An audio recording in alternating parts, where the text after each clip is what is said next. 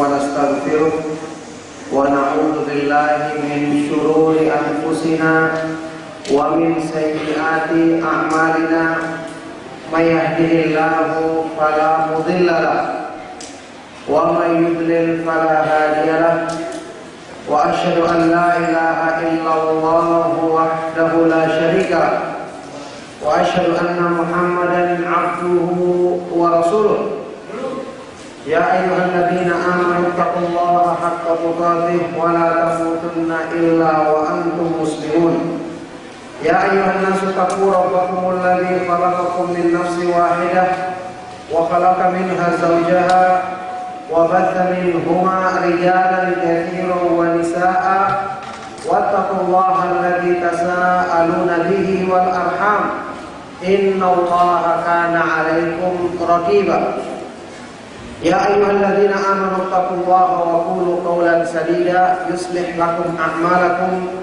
ويغفر لكم ذنوبكم ومن يطع الله ورسوله فقد فاز فوزا عظيما أما بعد فإن أصدق الحديث كتاب الله وخير الهدي هدي محمد صلى الله عليه وآله وسلم وشر الأمور محدثاتها وكل محدثة بدعة وكل بدعة ضلالة وكل ضلالة في النار وبعد.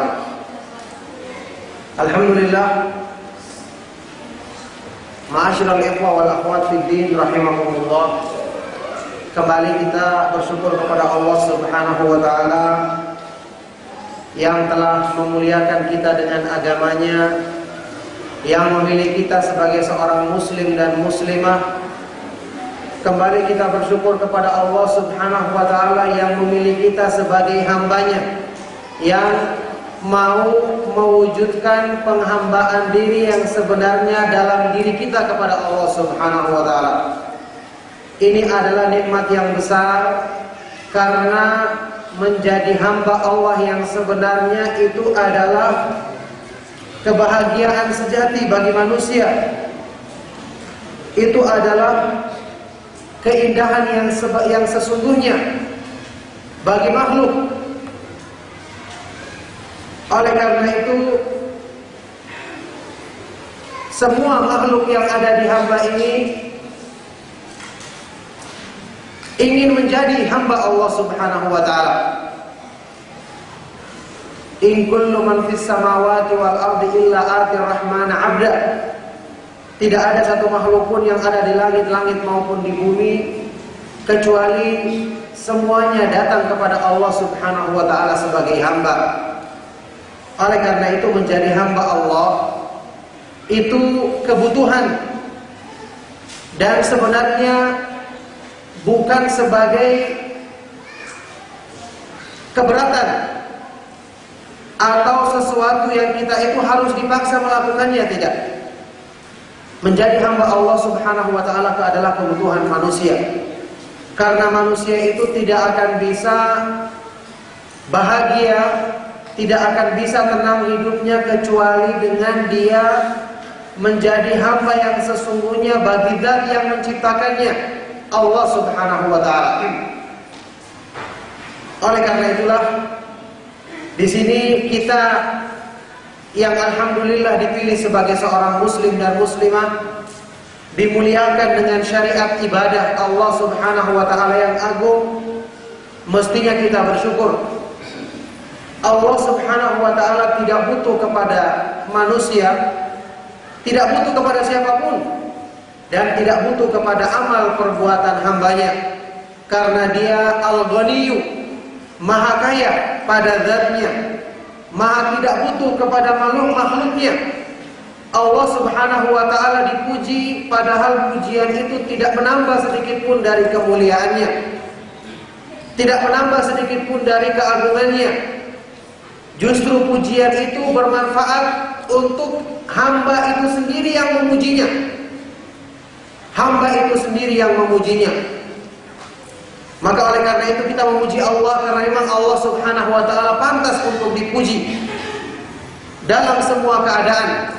Kita bersyukur kepada Allah Subhanahu wa ta'ala karena Allah itu pantas untuk disyukuri. Kita beribadah dan taat kepadanya karena memang Allah Subhanahu wa ta'ala pantas untuk diibadahi dan ditaati. tapi manfaatnya, kebaikannya adalah kembali untuk kepada diri kita sendiri. Maka pada kesempatan kajian kali ini saya akan mengetengahkan sebuah makalah yang juga sudah Anda tulis, yang berjudul Pengaruh Ibadah Bagi Seorang Muslim. Selama ini kita terkesan takut atau merasa berat kalau mendengar kata-kata ibadah. Kalau dibahas tentang ibadah kepada Allah, pikiran kita adalah disuruh lagi seperti ini, disuruh seperti ini. Disuruh melakukan kegiatan-kegiatan yang kita anggap memberatkan diri kita. Ini yang timbul. Dan tentu saja ini timbulnya dari orang-orang yang jahil, yang tidak mengenal kebesaran nama-nama Allah Subhanahu wa taala, keagungan sifat-sifatnya, tidak mengenal kesempurnaan sifat-sifat dan perbuatan Allah Subhanahu wa taala. Allah Subhanahu wa taala yang kita sepakati bersama dengan sifat-sifat kesempurnaannya, menurunkan syariatnya yang dipilih sebagai syariat yang terbaik, yang dibawa oleh nabinya Nabi Muhammad SAW. Tujuannya adalah untuk menjadikan alam semesta beserta isinya sejahtera, untuk memberikan kebaikan kepada makhluknya dengan mengikuti aturan yang dibuatnya untuk kebaikan hidup mereka. Makanya Allah Subhanahu wa taala menyebutkan bahwa diutusnya Rasul kepada kaum muslimin itu sebagai anugerah yang besar, karunia yang besar. Dalam beberapa ayat Al-Quran, diantaranya surat Ali Imran ayat 164, Allah Subhanahu wa taala berfirman, laqad manna Allahu 'alal mu'minina idh ba'atha fihim rasulan min anfusihim yatlu 'alaihim ayatihi wa yuzakkihim wa yu'allimuhumul kitaba wal hikmata wa in kanu min qablu lafi dhalalin mubin. Sungguh-sungguh Allah telah memberikan karunia, anugerah yang besar kepada orang-orang yang beriman ketika Dia mengutus kepada mereka seorang Rasul dari kalangan mereka sendiri, yang tugasnya Rasul ini adalah membacakan kepada mereka ayat-ayat Allah, wa yuzakkihim, dan mensucikan diri-diri mereka, serta mengajarkan kepada mereka Alkitab, Al-Quran, dan Al-Hikmah, yaitu sunnah, yang meskipun sebelum itu mereka benar-benar hidup dalam kesesatan yang nyata. Lihatlah bagaimana Allah menjadikan diturunkannya Al-Quran dan Sunnah, diutusnya Rasulullah SAW kepada kita itu sebagai minnah azimah, anugerah yang besar, karunia yang agung, yang seharusnya dihadapi dengan perasaan gembira, dihadapi dengan penuh sukacita, tidak dihadapi sebagai sesuatu yang justru dianggap perkara yang memberatkan atau menyulitkan. Maka inilah Allah Subhanahu wa taala yang menurunkan syariatnya yang agung, syariat yang dipilihnya, ditentukannya dengan sifat-sifat kesempurnaannya, ilmunya sempurna sehingga Dia mengetahui apa yang terbaik bagi manusia. Dia mengetahui hanya dengan menjalankan ini manusia itu akan sejahtera, akan bahagia hidupnya. Hikmahnya juga sempurna sehingga Dia mesti menempatkan dalam syariatnya segala sesuatu yang sesuai dan tepat pada tempatnya, sehingga kalau orang melampaui batas, melampauinya atau tidak melaksanakannya dengan benar, maka mesti ada yang tidak sesuai dalam dirinya, maka mesti ada yang tidak cocok dalam keadaan dirinya. Ini satu hal yang kita ketahui bersama, mengapa Allah Subhanahu wa taala menyebutkan dalam ayat-ayat Al-Quran timbulnya kerusakan di muka bumi adalah karena berpaling dari aturannya yang diturunkan tadi untuk kebaikan hidup alam semesta beserta isinya. Allah Subhanahu wa taala berfirman, "Wa ma asabakum min musibatin fabima kasabat aydikum." Musibah apa saja yang menimpa kamu, maka itu adalah akibat dari perbuatan dosa yang dilakukan oleh tangan-tanganmu sendiri. Bahkan Allah menegaskan, orang-orang yang berbuat maksiat setelah turunnya petunjuk dari Allah, hakikatnya dia itu mengadakan kerusakan setelah perbaikan. Allah berfirman dalam Al-Quran, "Wala tufsidu fil ardi ba'da islahiha." Janganlah kalian membuat kerusakan di muka bumi setelah perbaikannya. Ini adalah kenyataan yang bisa kita persaksikan dalam kehidupan kita sehari-hari. Kalau di kalangan manusia saja kita sepakat mengatakan, kalau satu perusahaan misalnya memproduksi barang elektronik tertentu atau barang tertentu yang kita gunakan dalam kehidupan, kalau kita ingin awet, kita harus gunakan sesuai aturan. Seperti misalnya perusahaan Honda mengeluarkan motor untuk kendaraan, dibuatlah aturan-aturan harus diganti olinya sampai sekian hari, 1 bulan misalnya. Bensin yang digunakan sebaiknya bensin murni. Kemudian waktu pertama kali dijalankan tidak boleh cepat-cepat dulu sampai mencapai berapa kilometer dan seterusnya. Ini perusahaan Honda yang membuatnya. Dia mengeluarkan aturan sesuai dengan pengetahuannya tentang produk tersebut. Nah sekarang, kira-kira kalau ada seseorang yang menggunakannya, membelinya kemudian menggunakannya tidak sesuai aturan, baru beli pertama kali langsung gas sampai 100 km per jam. Kemudian jalan di gunung yang berbatu-batu, bahan bakarnya bukan pakai bensin tapi pakai minyak tanah atau pakai air misalnya. Apa yang terjadi? Tambah bagus kerusakannya, tambah bagus atau tambah cepat tamat riwayatnya. Ini yang terjadi. Ini untuk apa ya? Untuk produk manusia yang dia itu memproduksinya cuma sekedar merangkai. Dia tidak menciptakan besinya, dia tidak menciptakan satuan-satuannya. Itu pun saja dia sudah bisa menentukan aturan untuk menjadikan produk ini awet digunakan. Nah, bagaimana Allah Subhanahu wa taala yang dia mengetahui segala sesuatu dengan terperinci? Wa huwal hakimul khabir. Dia itu maha hikmah, maha tepat dalam menempatkan segala sesuatu, termasuk dalam mensyariatkan perintah dan larangan, mensyariatkan ibadah kepada manusia, dan Al-Khabir maha mengetahui segala sesuatu dengan terperinci.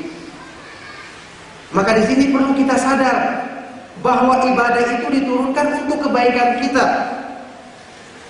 Kalau kita ingin sempurna menjalankan kebaikan dalam diri kita, maka sempurnakan ibadah kepada Allah. Jadi selama ini orang menyangka ibadah itu belenggu, sehingga secara tidak langsung dia mengatakan berarti hawa nafsunya itu adalah kebebasan. Karena sudah kita bahas berkali-kali, mau tidak mau manusia itu cuma ada 2 pilihan. Kalau dia tidak mau menjadi hamba Allah, ya menjadi hamba hawa nafsunya. Nah sekarang kita bisa merenungkan, mau menjadi hambanya yang mana? Hamba hawa nafsu yang nafsu tidak tahu apa-apa, malah cenderung untuk memerintahkan kepada keburukan, atau menjadi hambanya Allah yang luas rahmatnya, banyak kebaikan-kebaikannya bagi hambanya, yang menginginkan kesejahteraan hidup bagi orang-orang yang beriman kepadanya. Silakan kita pilih. Afara'aita man ittakhadha ilahahu hawahu wa adallahu Allahu ala ilmin. Tidakkah kamu melihat orang-orang yang menjadikan hawa nafsunya sebagai sembahannya, sehingga Allah Subhanahu wa taala menyesatkan dia di atas ilmu. Jadi budak hawa nafsu. Ketika dia menyatakan dia ingin bebas, artinya lepas dari agama, maka pada saat itu juga berarti dia telah masuk ke penjara yang baru, yang lebih parah.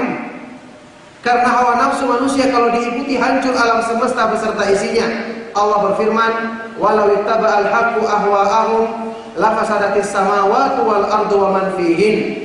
Seandainya hawa nafsu itu harus mengikuti kebenaran harus mengikuti hawa nafsu manusia, maka akan hancurlah langit-langit dan bumi serta semua yang ada di dalamnya. Nah, ini keadaannya kalau menjadi budak hawa nafsu. Saya pernah ungkapkan bahasa yang indah saya pernah sampaikan bahasa yang indah dari ungkapannya Syekhul Islam Ibnu Taimiyah rahimahullah taala waktu menggambarkan apa sih yang namanya kebebasan yang sebenarnya dan apa artinya penjara atau belenggu yang sesungguhnya. Ibnu Taimiyah rahimahullah taala mengatakan, al-mahbusu man hubisa qalbuhu an rabbih wal maksuru man asirahu hawahu. Orang yang terpenjara itu, orang yang dipenjara itu adalah orang yang dipenjara hatinya dari Allah Subhanahu wa taala. Sedangkan al-maksur, orang yang terbelenggu, adalah orang yang dibelenggu, ditawan oleh hawa nafsunya. Ditawan oleh hawa nafsunya.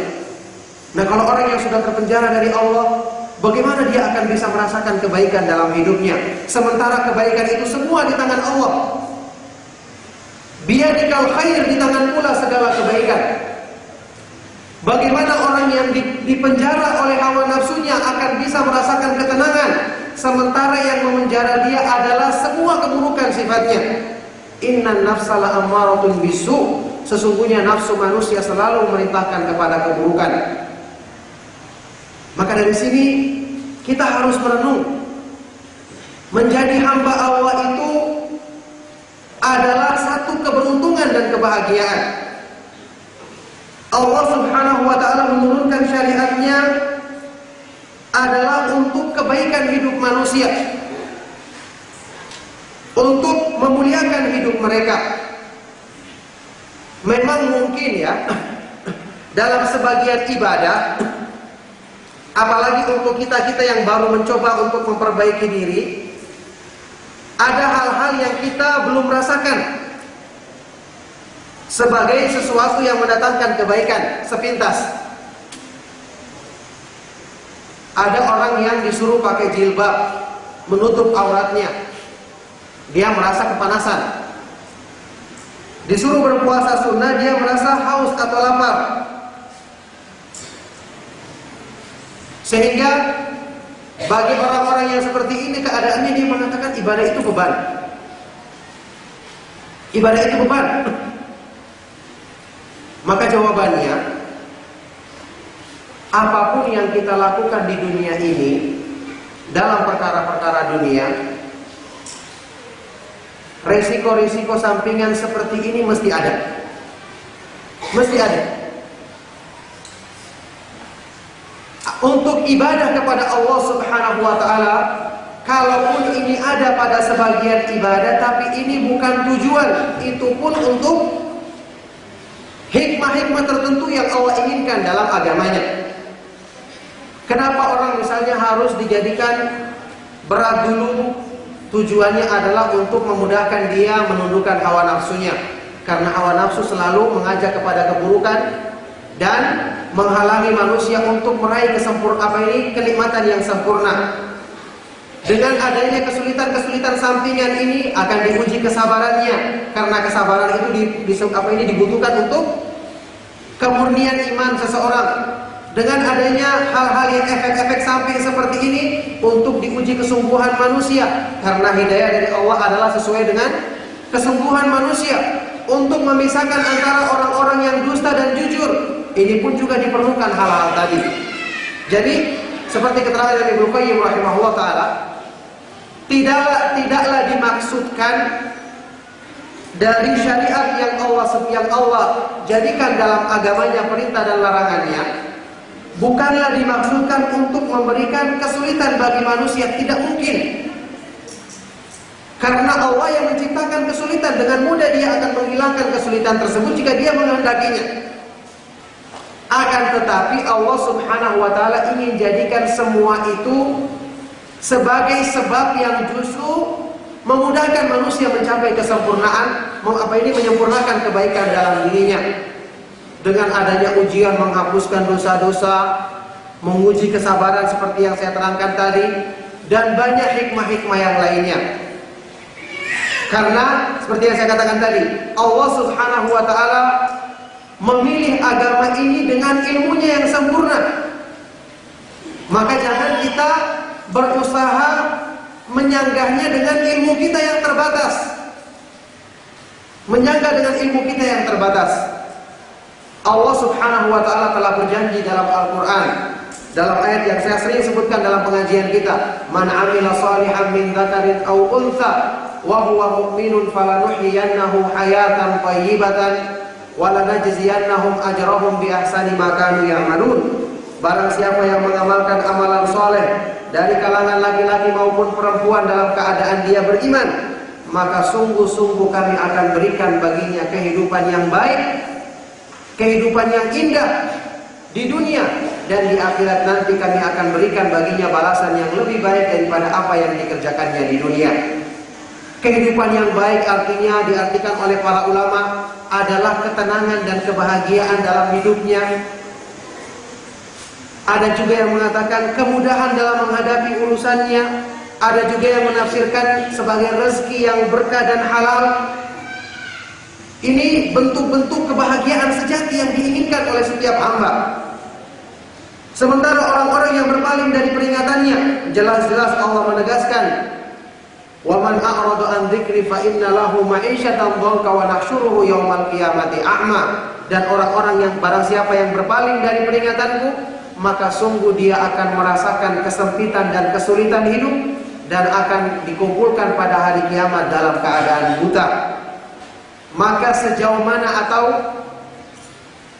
penderitaan serta kesempitan hidup yang kita rasakan itu adalah sesuai dengan jauh atau dekatnya kita berpegang dan berpaling dari perintah Allah Subhanahu wa ta'ala. Karena petunjuk Allah sumber kebaikan. Orang yang menjauhkan diri dari sumber kebaikan wajar kalau hidupnya menderita. Maka di sini menjadi renungan bagi kita semua. Yang menurunkan syariat Islam ini adalah bukan manusia, tapi Allah Subhanahu wa ta'ala yang sempurna kebaikan yang ada pada zatnya. Allah Subhanahu wa ta'ala memiliki nama Al-Jawad, Maha Dermawan, Al-Karim, Maha Mulia, Maha Pemurah, Al-Muhsin, Maha luas kebaikannya, Ar-Rahim, Maha luas rahmatnya. Sampai-sampai dalam hadis yang sahih Rasulullah SAW bersabda, "Lallahu arhamu bi'ibadihi min hadhihi biwaladiha." Sungguh-sungguh Allah Subhanahu wa ta'ala lebih sayang kepada hambanya dibandingkan sayangnya seorang ibu kepada anak bayinya. Nah, dan yang demikian mulia sifat-sifat kebaikan yang ada pada dirinya, yang demikian agung kedermawanan dan kepemurahannya, mungkinkah dia sengaja atau menentukan syariat yang akan mempersulit hamba-hambanya, apalagi hamba-hamba yang taat kepadanya? Jadi kita renungkan, seorang perempuan yang diwajibkan, seorang wanita muslimah yang diwajibkan memakai hijab, maka sungguh dia tidak akan dapatkan ketenangan hidup kecuali dengan hijabnya. Kecuali dengan hijabnya. Seseorang yang diperintahkan untuk menundukkan pandangan, untuk mengisi ucapannya dengan hal-hal yang bermanfaat, sungguh dia tidak akan bisa merasakan ketenangan dalam hidupnya kalau dia justru mengisi hidupnya dengan hal-hal yang bertentangan dengan semua itu. Jadi tidak perlu repot-repot. Kalau kita merasakan dada kita sumpek, hati kita terasa sempit, langsung kita yakini itu disebabkan kita jauh dari sumber ketenangan jiwa. Ala bidzikrillah tatma'innul qulub. Ketahuilah dengan mengingat Allah, hati manusia itu akan menjadi tenang. Maka pilihan yang saya katakan tadi, mau jadi budak hawa nafsu atau budaknya Allah Subhanahu wa ta'ala yang demikian luas dan agung kebaikannya, silakan dipilih. Tidak ada pilihan yang ketiga. Maka ini menyadarkan kepada kita bahwa ibadah itu, kalaupun saat ini mungkin ya kita belum merasakan hikmah-hikmah agung tadi atau kebaikan-kebaikannya, maka ketahuilah ini adalah proses. Ini mungkin masih tahapan awal dari perjalanan kita. Tentu saja tidak mungkin ya, tidak mungkin dari awal setiap orang berkeinginan langsung dimudahkan mendapatkan semua itu, tidak mungkin. Karena al-jannah huffat bil makarih.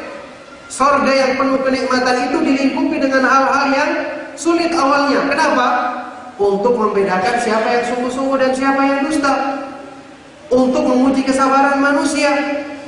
Untuk dengan ini ketahuan siapa yang lebih bersungguh-sungguh. Dan hidayah dari Allah sesuai dengan kesungguhan manusia. Walladzina jahadu fina lanahdiyannahum subulana. Dan orang-orang yang bersungguh-sungguh di jalan kami, mereka itulah yang kami berikan hidayah agar bisa menempuh jalan-jalan kami. Jadi ada sebagian orang yang mengeluh,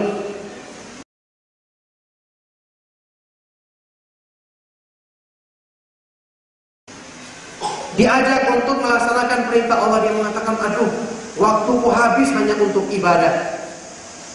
Baik, katakan sama dia, kalau waktumu tidak habis untuk ibadah, seandainya tidak ada pensyariatan ibadah yang mengambil waktumu, kemudian waktumu kemana larinya? Jawabannya larinya adalah untuk memuaskan hawa nafsu. Yang hawa nafsu itu jelas-jelas membawa kepada keburukan. Saya merasa enggan untuk menutup aurat saya karena ini bikin saya panas.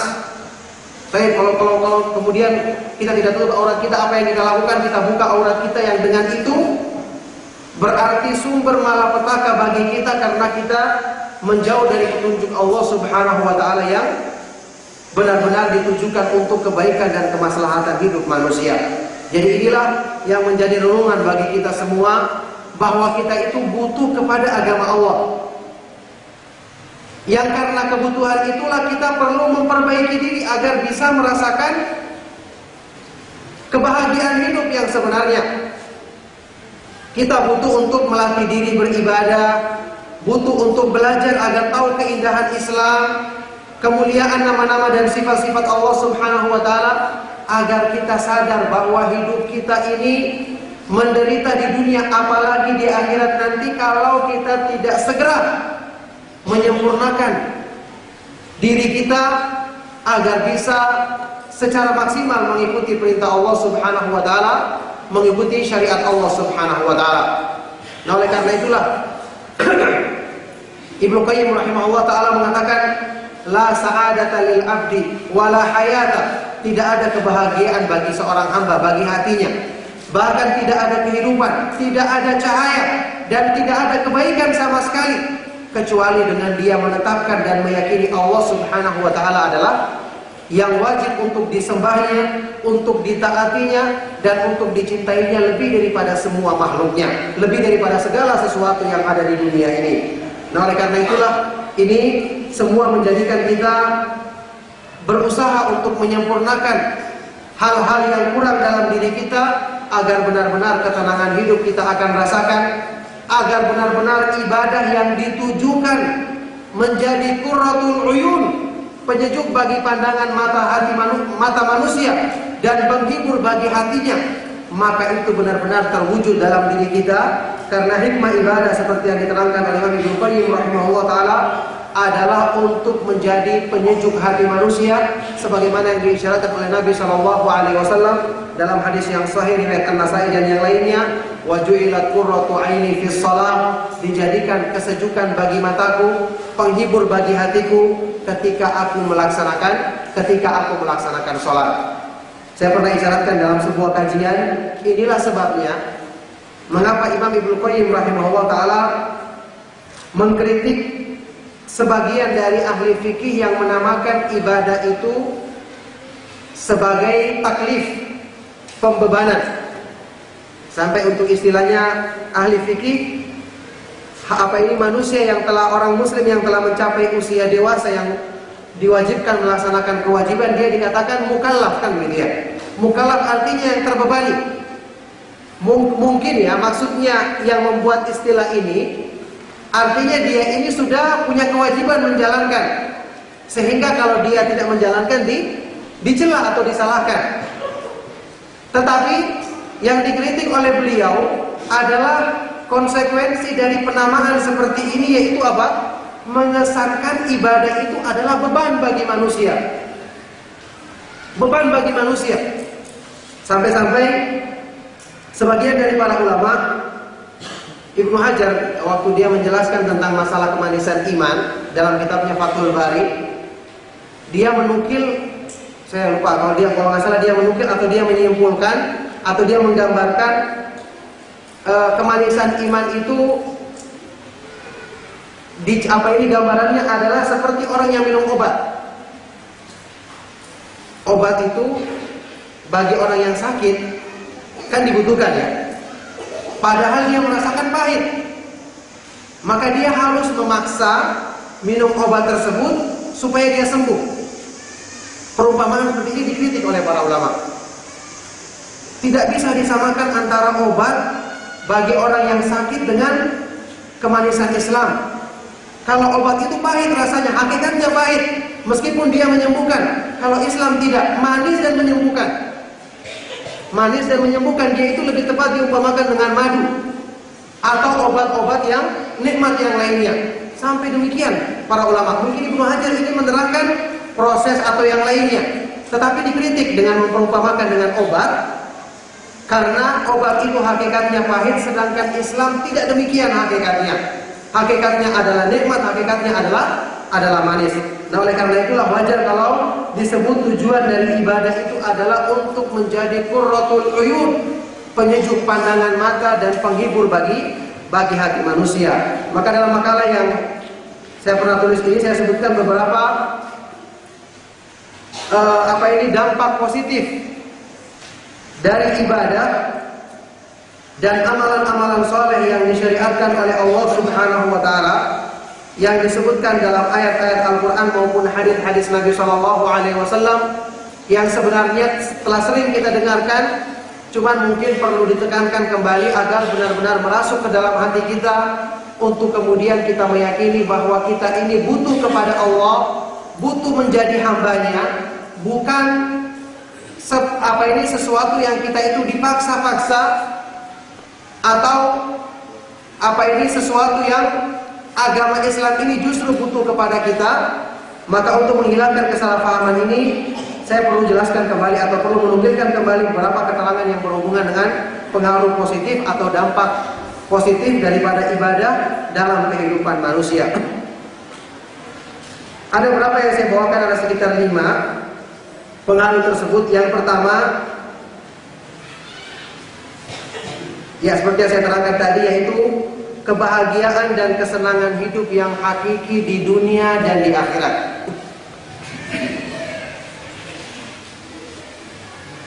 Kebahagiaan dan kesenangan hidup yang hakiki di dunia dan di akhirat.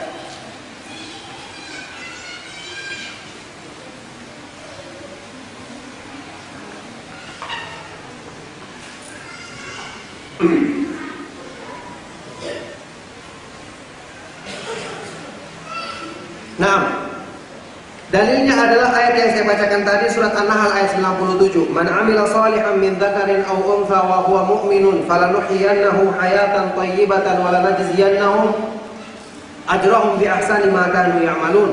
Barang siapa yang mengamalkan amalan saleh, baik dari kalangan laki-laki maupun perempuan, dalam keadaan dia beriman, maka sungguh-sungguh kami akan berikan baginya kehidupan yang baik di dunia, dan kami akan berikan balasan pahala yang lebih baik daripada apa yang mereka kerjakan di dunia. Ayat ini menyebutkan bahwa iman dan amal soleh itulah yang menentukan kebaikan dan kebahagiaan hidup manusia. Semakin banyak kita mengisi hidup kita dengan hal-hal yang menyempurnakan keimanan, dengan amal soleh yang sesuai dengan petunjuk Allah Subhanahu wa Ta'ala, maka semakin besar pula bagian dari kebahagiaan hidup dan kebaikan hidup yang kita rasakan dalam kehidupan. Dan ingat, kebahagiaan hidup yang dimaksud di sini adalah benar-benar kebahagiaan hidup yang sesungguhnya.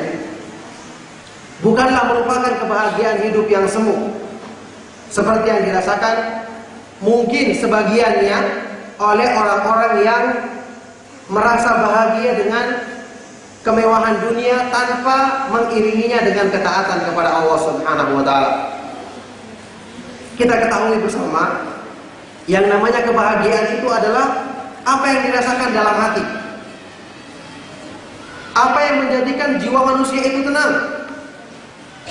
Kalau orang yang sekedar memiliki harta, memiliki dunia tapi kemudian tidurnya tidak pernah nyenyak karena mikirkan hartanya, bagaimana menjaganya, bagaimana terus mencarinya, menambahnya, maka ini demi Allah bukan orang tenang yang sebenarnya.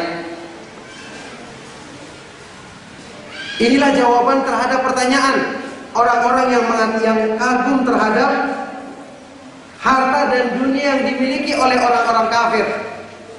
Padahal kenyataan yang terjadi, mereka adalah orang-orang yang paling jauh dari ketenangan hidup yang sebenarnya. Saya pernah bertanya kepada salah seorang yang dia itu aslinya dari Jepang, masuk Islam, kerja di kedutaan Indonesia di Jepang. Kenapa Anda masuk Islam? Padahal kan untuk negara-negara seperti Jepang yang demikian, yang dipuji-puji karena disiplin ya, kerja keras, disiplin, itu mereka tidak suka cenderung dengan negara-negara Asia yang terkesan malas gitu, atau ya begitu kurang maksimal dalam memanfaatkan waktu menurut mereka. Dia masuk Islam. Saya tanya apa sebabnya? Dia mengatakan karena meskipun kami memiliki teknologi, memiliki rajin, terbiasa sejak kecil, disiplin dan seterusnya, tapi kami tidak memiliki tempat mengadu ketika kami sedang butuhkan ketenangan jiwa. Orang Jepang tidak punya Tuhan. Banyak di antara mereka yang menganut agama Nasrani, tapi sekedar formalitas. Makanya di sana yang saya dengar beritanya itu paling banyak terjadi bunuh diri, dan bunuh dirinya tidak main-main, langsung lompat di rel kereta api, dan kereta api yang cepat langsung mati seketika itu juga. Bahkan yang saya dengar berita ada di sana sebuah gunung ya atau bukit tinggi itu dijadikan sebagai tempat bunuh diri. Sampai pemerintah perlu menyiapkan telepon. Maksudnya kalau orang belum bunuh diri, dia telepon dulu konsultasi supaya mungkin mau bertobat begitu. Mau bertobat atau mau kembali. Jadi disiapkan telepon karena tempat ini sudah sering orang bunuh diri, disiapkan telepon, mungkin dia sebelum dia sadar dulu sehingga bisa dinasihati sehingga kembali begitu maksudnya. Karena banyaknya tingkat bunuh diri. Tidak ada ketenangan. Dan wallahi ini benar-benar penderitaan hidup yang sebenarnya. Saya juga dengar informasi katanya banyak toko-toko buku yang terkenal. Saya dengar ada ikon yang cerita di Jogja. Katanya banyak di Jogja itu dijual buku-buku yang ditulis oleh orang-orang Barat tentang cara meraih hidup bahagia. Cara meraih hidup bahagia yang kemudian disimpulkan dengan dia ya berarti orang Barat itu banyak mengalami kesulitan meraih kebahagiaan dalam hidupnya karena buktinya banyak yang menulis buku seperti itu.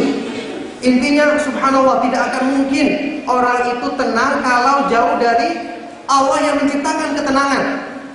Tidak mungkin dia bisa merasakan kebahagiaan kalau jauh dari zat yang di tangannya lah segala kebaikan, Allah Subhanahu wa taala. Jadi ini adalah keindahan hidup yang sebenarnya. Karena keindahan hidup Islam, kebahagiaan hidup dalam petunjuk Allah itu langsung merasuk ke dalam hati dan jiwa manusia. Yang ini tidak bisa digantikan dengan apapun yang ada di dunia. Makanya Rasulullah SAW sewaktu menyebutkan tentang kekayaan dalam hadis yang terkenal, ala wa innamal ghina nafs. Yang namanya kekayaan itu adalah kekayaan dalam jiwa. Inilah yang dilambangkan dalam hadis-hadis yang sahih seperti yang saya sering terangkan dalam kajian sebagai halawatul iman, kemanisan iman, ladzatul iman, keledatan iman, ketenangan hati, dan hal-hal yang lainnya yang menunjukkan bahwa kebahagiaan yang hakiki hanya didapatkan dengan mengikuti petunjuk Allah Subhanahu wa taala. Ingin buktikan, silakan mencoba. Dan cobalah bersabar. Sedikit demi sedikit. Kita-kita yang sampai saat ini mungkin masih berat untuk mengamalkan Islam, maka coba silakan adakan penelitian. Siapa di antara orang-orang yang jauh dari petunjuk Islam yang benar-benar bisa merasakan kebahagiaan yang hakiki tersebut. Maka jangan sampai kita itu diperdaya oleh syaitan. Syaitan itu memperdaya manusia dengan cara-cara seperti ini, menghiasi amal yang buruk terkesan baik.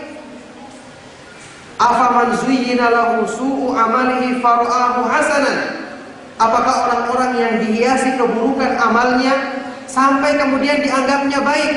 Memang syaitan akan berusaha menampilkan di mata orang-orang yang bodoh, orang-orang yang jahil, bahwa kehidupannya orang barat, orang yang jauh dari petunjuk Allah itu bebas, tidak terbelenggu. Mereka itu bisa berbuat seenaknya, seolah-olah hidupnya tanpa beban. Ini zahirnya, ini casingnya. Tapi kenyataan yang mereka rasakan dalam hati adalah penderitaan yang sungguh-sungguh penderitaan yang sebenarnya. Na'udzubillahi min dzalik. Bisa antum rasakan? Bandingkan kehidupan antum saat ini dengan dulu sewaktu belum mengenal petunjuk Allah Subhanahu wa taala. Jauh sekali perbedaannya dengan segala kekurangan yang ada dalam diri kita, keyakinan kita yang belum sempurna. Alhamdulillah sedikit banyak kita sudah bisa merasakan ketenangan, apalagi kalau kita sempurnakan semua ini dalam diri kita. Itu yang pertama. Yang kedua, dampak positif yang kedua,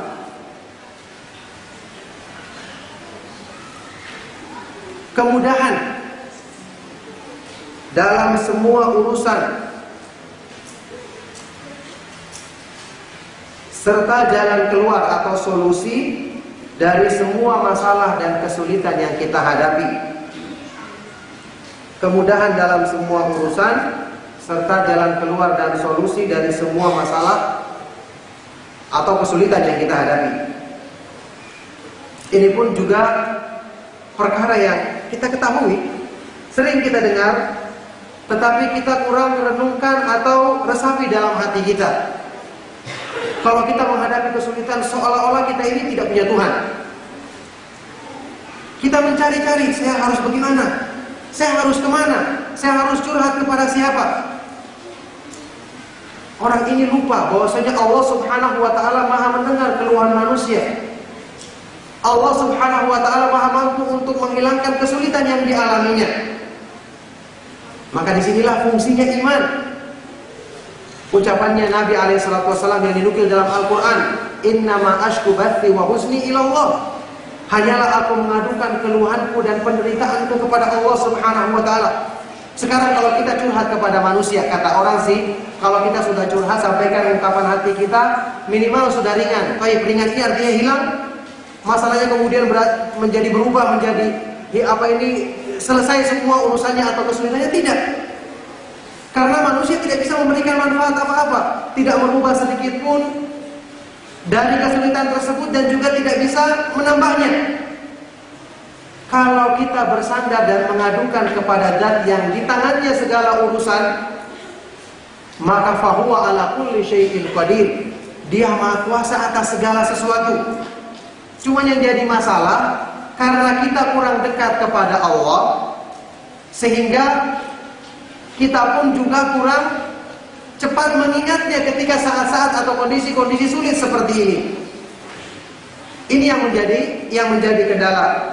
Nah, oleh karena itulah jalan keluar, kemudahan itu selalu bersama orang yang senantiasa mengisi hidupnya dengan ketaatan kepada Allah Subhanahu wa taala. Dan janji Allah yang ini sering kita dengar disebutkan dalam kajian-kajian. Firman Allah dalam surat At-Talaq ayat kedua, ketiga dan keempat, wa may yattaqillaha yaj'al lahu makhraja wa yarzuqhu min haitsu la yahtasib wa may yatawakkal 'ala Allahi fa huwa hasbuh. Barang siapa yang bertakwa kepada Allah, maka Allah jadikan baginya solusi dan jalan keluar dari semua urusannya, dan Allah akan menganugerahkan baginya rezeki dari arah yang tidak disangka-sangkanya. Dalam ayat berikutnya, wa may yattaqillaha yaj'al lahu min amrihi yusra. Barang siapa yang bertakwa kepada Allah, maka Allah akan jadikan kemudahan dalam urusannya. Ini janji Allah yang sering kita baca dan sering kita dengarkan. Cuma sayang jarang muncul dalam diri kita ketika kita menghadapi kesulitan. Waktu kita menghadapi kesulitan, kita justru menggantungkan diri kepada makhluk yang juga punya kesulitan yang sama dengan kita. Ini kendalanya. Seandainya waktu kita punya kesulitan, kita hilangkan sebab-sebab yang menjadi pemicu kesulitan tersebut. Karena kembali kepada makna tadi, musibah itu adalah karena dosa. Termasuk dalam masalah ini adalah kesulitan atau sulitnya kita menghadapi menyelesaikan satu urusan. Sebabnya adalah karena dosa. Maka jalan keluar dan termasuk sebab yang paling besar yang bisa menghilangkannya harusnya kembali dan bertobat kepada Allah. Ucapannya Umar bin Khattab yang terkenal dalam khutbah beliau, "Innahu ma nazala min bala'in illa bidzanbin wa ma rufi'a illa biistighfar." Tidaklah turun satu bencana kepada manusia kecuali karena dosa, dan tidaklah diangkat oleh Allah Subhanahu wa taala kecuali dengan bertobat, beristighfar kepada Allah Subhanahu wa taala. Jadi kalau ada musibah, jangan pikir-pikir yang lain dulu, istighfar kepada Allah. Minta kepada Zat yang mampu menghilangkan musibah tersebut. Berdoa kepada Allah Subhanahu wa taala. Adukan permasalahan kita kepadanya karena di tangannya segala kuasa terhadap segala sesuatu yang ada di alam semesta ini.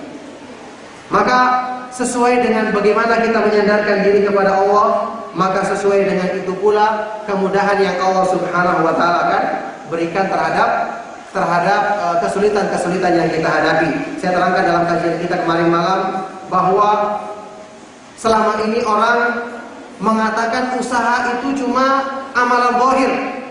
Kalau dikatakan lakukan sebab, lakukan usaha dulu, ikhtiar. Seolah-olah ikhtiar itu cuma orang sakit minum obat. Orang bekerja yaitu bersungguh-sungguh mengelola usaha. Mereka lupa bahwasanya ikhtiar yang paling besar dan paling utama adalah menyandarkan hati kepada Allah. Itulah tawakal yang Allah menjanjikan dalam Al-Quran. Besarnya kecukupan darinya sesuai dengan penyandaran hati dan tawakal manusia kepadanya.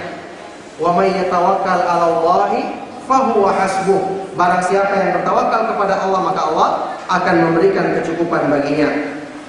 Kemudian yang ketiga,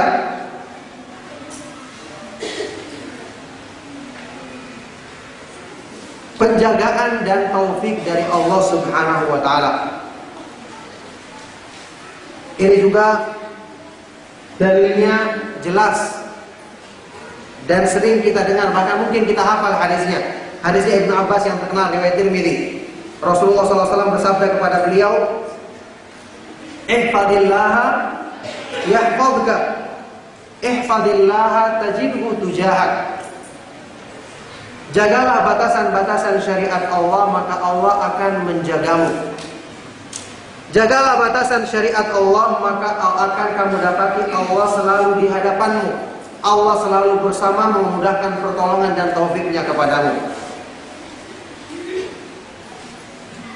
Menjaga batasan-batasan syariat Allah jelas maksudnya adalah menunaikan hak-haknya, beribadah dan selalu menjalankan ketaatan kepadanya, menjalankan perintahnya dan menjauhi larangannya. Perhatikan di sini. Allah mengatakan penjagaan dari Allah kepada manusia sesuai dengan penjagaan manusia terhadap syariatnya. Dan yang menjadi nukta penting untuk kita perhatikan, di sini Allah tidak membatasi penjagaan darinya apa bentuknya. Disebutkan secara mutlak, jagalah Allah, maka Allah akan menjagamu. Allah tidak mengatakan Allah menjaga dalam agamamu. Meskipun ini yang paling utama, tetapi bukan cuma itu saja. Semua yang namanya bentuk penjagaan, penjagaan dalam urusan-urusan dunia, penjagaan dalam badan manusia, hatinya, agamanya, imannya, semua dijaga. Bahkan sudah kita ketahui maknanya termasuk penjagaan terhadap keturunan kita, terhadap orang-orang yang kita cintai, semuanya dijaga oleh Allah Subhanahu wa taala. Nah, kalau Allah Subhanahu wa taala yang telah menjaganya, maka siapa yang mampu untuk mencelakakan orang yang seperti ini keadaannya? Tidak ada yang mampu. Tidak ada yang mampu sama sekali. Iyansurukumullahu fala ghaliba lakum. Kalau Allah Subhanahu wa taala telah menolongmu, maka tidak ada seorang pun yang bisa mengalahkan dan mencelakakanmu. Ini penjagaan dari Allah yang kita butuhkan. Akan tetapi semua ini tergantung dari bagaimana kita menjaga batasan-batasan Allah. Inilah yang kita kenal dengan kaidah al-jaza'u min jinsil amal. Balasan dari jenis perbuatan manusia itu sendiri. Maka kalau kita ingin dijaga, Kalau kita ingin dijaga dalam semua urusan kita sampai kita tenang dalam menjalankan semua kegiatan kita, maka bersandarlah kepada penjagaan dari Zat yang maha sempurna penjagaannya kepada manusia, yaitu Allah Subhanahu wa ta'ala. Saya teruskan kemudian yang keempat,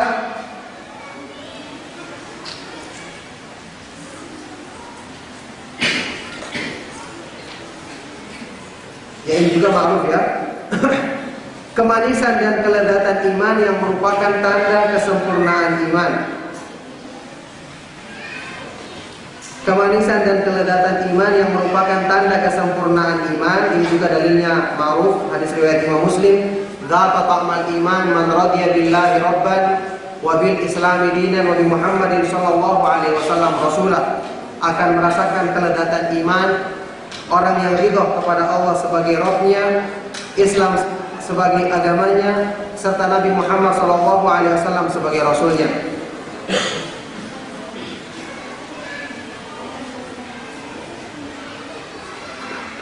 Ya, orang yang telah memiliki hal ini, yang tentu saja maknanya ridho kepada Allah sebagai Rabb adalah menjadikannya sembahan satu-satunya, tidak menyekutukannya. Ridho kepada Islam sebagai agama, yaitu mengikuti petunjuk dalam syariat Islam, dan ridho kepada Rasulullah SAW sebagai Nabi dan Rasul kita, artinya hanya semata-mata mengikuti petunjuk dan sunnah beliau dan menjauhi hal-hal yang merupakan bid'ah yang diada-adakan dalam agama. Ini juga penjelasannya ma'ruf. Kemudian yang terakhir,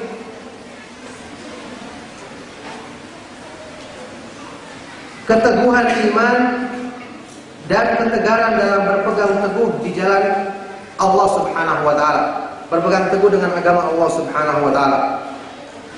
Ini pun dalilnya juga ma'ruf, surat Ibrahim ayat ke-27, yuthabbitullahu alladhina amanu bil qawli tsabiti fil hayati dunya wa fil akhirah. Allah akan meneguhkan keimanannya orang-orang yang beriman dengan ucapan yang teguh dalam kehidupan di dunia dan di akhirat.